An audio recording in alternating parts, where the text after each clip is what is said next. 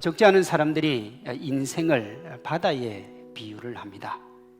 사람은 한 치 앞도 볼 수 없는 바다를 두려워하듯이 언제 무슨 일이 일어날지 모르는 인생의 바다를 항해하는 두려움을 가지고 있습니다.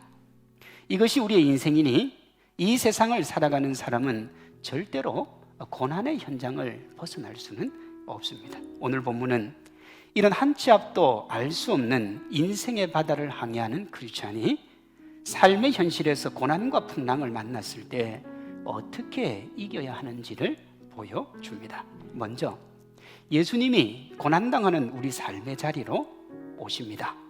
밤 사경은 새벽 3시에서 6시 사이입니다.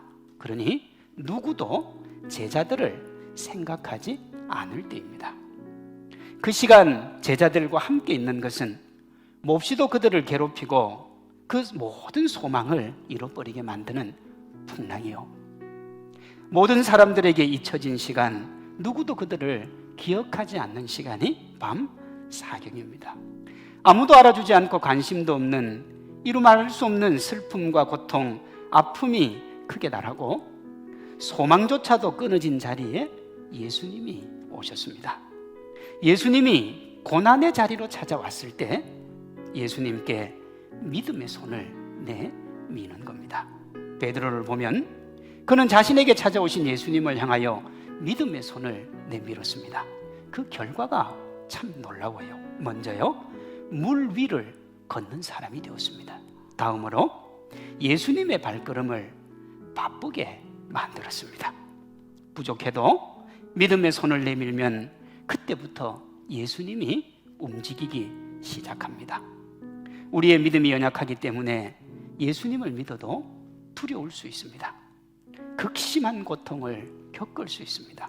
그럴지라도 인생의 바다에서 풍랑을 만났을 때 예수님을 의지하고 예수님에게 도움의 손길을 내밀어야 하는 거예요.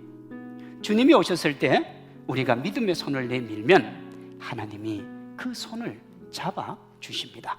이렇게 예수님은 우리가 어느 자리에 있든 그곳에 함께 하시고 지키시고 보호하시고 인도해 주시는 줄로 믿습니다.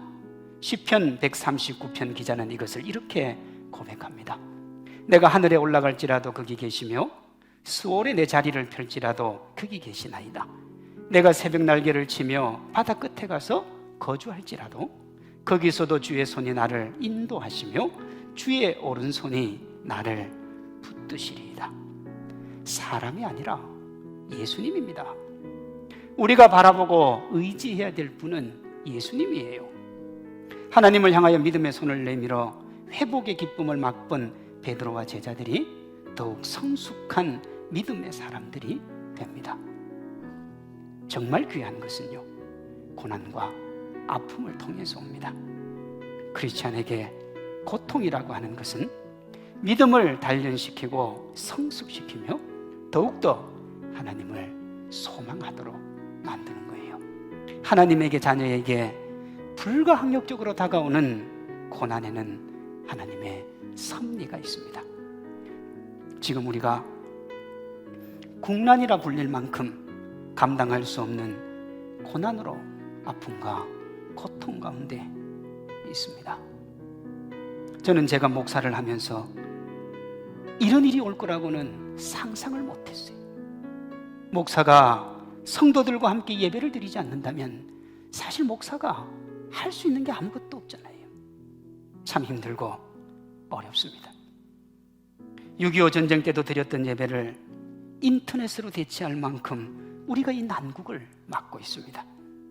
예수님은 이런 가운데 있는 우리가 본문의 제자들처럼 주님 의지하고 하나님을 믿고 바라며 믿음의 손을 내밀기를 원하세요. 항상 우리와 동행하시는 주님과 함께 지금 우리 사회와 각자에게 주어진 고난을 믿음으로 견디고 이김으로 좀 더 성숙하고 멋진 하나님의 사람으로 세워지는 우리 성산의 모든 성도님들 되시기를 주님의 이름으로 축원합니다.